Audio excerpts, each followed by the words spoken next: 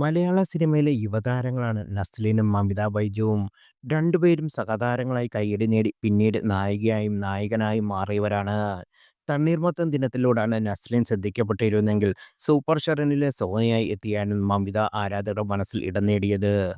നായകനായും നായികയുമായുള്ള പ്രേമിലൂടെ കേരളത്തിന് പുറത്തും ആരാധകരെ നേടിയെടുക്കാൻ ഇരുവരെക്കും സാധിച്ചു. പ്രേമലു നേടിയ പാൻ ഇന്ത്യൻ വിജയം മമിതയ്ക്ക് മറ്റു ഭാഷയിലേക്കുള്ള എൻട്രിയായി മാറി.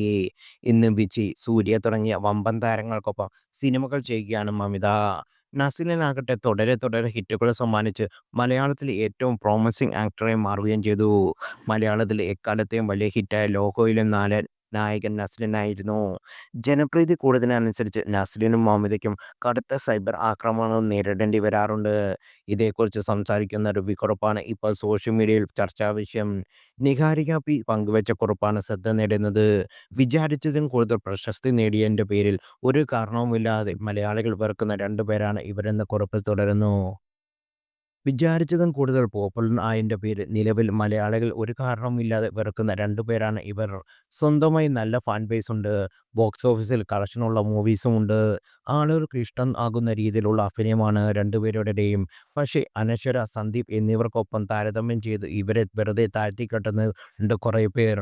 മമ്മൂതിയുടെയും നസ്ലിൻ്റെ സ്ട്രോങ് സോൺ കോമഡിയാണ്. അതിൻ്റെ വട്ടം വയ്ക്കുന്ന അനശ്വരയ്ക്കോ സന്ദീപിനോ ഇതുവരെ കഴിഞ്ഞിട്ടില്ല.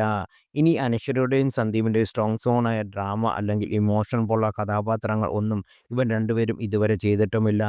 മമിത ആകെ നായികയായി അഭിനയിച്ച 3 പടങ്ങളാണ് ഇത്. അതിൽ പ്രേമലു, ഡൂഡ് എന്നിവയാണ് നല്ല പടം തന്നെയായിരുന്നു. നസ്ലിനാണെങ്കിൽ ഇതുവരെ ചെയ്ത ഒരു പടത്തിൽ പോലും മോശം അഭിപ്രായം ഉണ്ടാക്കിയിട്ടില്ല. ആളുകൾക്ക് ഇപ്പോഴും കൂടുതൽ ഇഷ്ടം ഇവരെയാണ്. അതുകൊണ്ട് ഇനി ഇവർ ഉയർന്നു തന്നെ വരും. പിള്ളാരൊക്കെ എന്തെങ്കിലും ചെയ്യട്ടെ, ഇവരോടൊക്കെ എന്തിനാണ് ഹേറ്റ്? സന്ദീപ് നല്ല ആക്ടറാണ്. പക്ഷേ ആ പേരും പറഞ്ഞ് കുറേ എണ്ണം നസ്ലിൻ്റെ പെടലേക്ക് കയറുന്നത് എന്തിനാണെന്നറിയില്ല. അതിന് ഇവരെ എന്തുകൊണ്ടാണ് വെറുക്കുന്നത്? കാര്യമായ ഹേറ്റ് ക്യാമ്പയിൻ ഇവർക്കെതിരെ ഇപ്പോൾ വരുന്നു. പിന്നെ മമതയ്ക്ക് ഈയിടയ്ക്ക് ട്രോൾ കിട്ടിയത് ആ പാട്ട് ബോറായിട്ട് പാടിയത് മാത്രമാണ് എന്നിങ്ങനെ സോഷ്യൽ മീഡിയയിലെ കമൻറ്റുകൾ.